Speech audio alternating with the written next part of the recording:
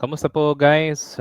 Sana po ay nasa mabuti pa kayong kalagayan at ngayon ay nanonood kayo ng The News Listener by Angelo. Now, ito pag-usapan natin sinabi ni Paulo Duterte. Sabi niya, Paulo Duterte to Tino, visit Davao and see if there are floods.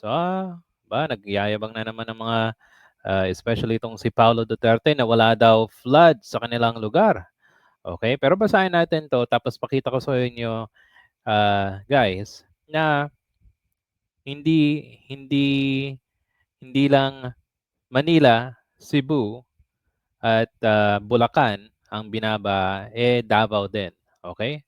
So, pero basahin muna natin 'to. Sabi dito from Inquirer.net, Davao City District, First District, Paulo Duterte has dared ACT, okay, or ACT teacher party list rep Antonio Tino to visit Davao and ask residents there if they have experienced flooding to debunk claims of irregularities in the Davao or in the city flood control projects. Okay, kasi nagtutulig sana itong mga Duterte tapos yung Makabayan Block na ang sabi ng Makabayan Block, galing mismo kay Representative Antonio Tino, na ang daming irregularidad doon sa kanilang lugar. Okay?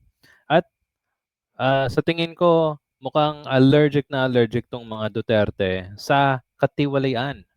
Especially pag pinag-uusapan yung panahon ng tatay nila. Di ba? Okay, sabi dito, Duterte is in a statement Wednesday night urged Tino to stop using Davao for your political drama.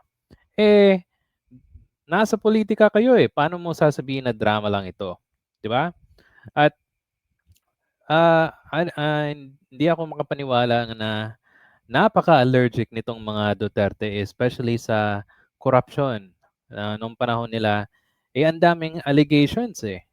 Ang daming nagsisilabasang mga kabute na nagsasabi na ang daming flood control projects na nangyari doon sa kanilang sa time ng kanilang tatay. O, di ba? O bakit tayo yung iimbestigahan? O kung meron naman floods o baha doon sa iba't ibang lugar, ayaw yung pag-usapan yung inyong lugar. O, di ba? O gusto nyo lang doon sa ibang lugar? O para para hindi makita yung mga problema sa inyong lugar? O, di ba? Oh, parang gusto nilang pinipili lang nila eh. Oh. After later said that he and his team found red flags in 80 of 120 flood projects along the Davao River and Mantina River. Okay, sabi dito, we build, we deliver, we protect our people, while others just talk and pretend to investigate. So here's my advice. Come to Davao, walk the riverbank and see the projects. Talk to the people whose homes no longer flood because of the structure. Aba, okay. Until then, stop using your political punching bag. We don't owe an apology for doing our job right. Aba, ito, pakita ko sa inyo guys. Sabi niya, right ha? Galing mismo sa Philippine News Agency, ICI review contract of damaged flood control project in Davao. Ito yung pinuntahan ng Independent Commission for Infrastructure noong November 5, kahapon lang. Okay? At nakikita dito, click natin tong picture. Medyo maliit na merong part nito na flood control ng Davao City ay damaged na. Anong sinabi ni Paulo Duterte? Punta kayo ng Davao. Ito na yun eh. Kitang-kita dito sa picture na to. Pinunta ng ICI. Galing ito, dito ito sa Davao City, sa Mantina Gravan Flood Control Dike. At kitang-kita mo, damage na. At sabi dito, okay, ito, highlight natin. Then, palakihin natin. Okay, sabi dito, Independent Commission for Infrastructure Special Advisor Adolfo Azurin. Second from right, inspects damage. Ayan, yan ang damage. noong Wednesday. The ICIs will review the project contract to determine possible sanction after structure sustained damage less than 2 years after its completion. Nakumpleto na pala noong 2023. Oh, o tapos hindi daw ano eh, wala daw damage, sabi ni Paulo Duterte. Sinong niloloko niyo ngayon? O 'di ba? Oh, oh. So, 'yan ba yung naging yun ba yung naging kompleto? O 'di ba? Sinong niloloko nila kasi ebidensya na 'to, 'di ba? 'Di ba guys? Oh, ang susunod naman balik tayo dito sa ano, sa Inquirer. Okay, according to Duterte, Davao City has nothing to hide. Eh, grabe yung depensa niya, di ba? Pero, damage, ba? At meron pang, kung natatandaan ko, meron pang rack netting. Okay, medyo hinahanap ko ngayon. Okay, pero sige, basahin muna natin dito.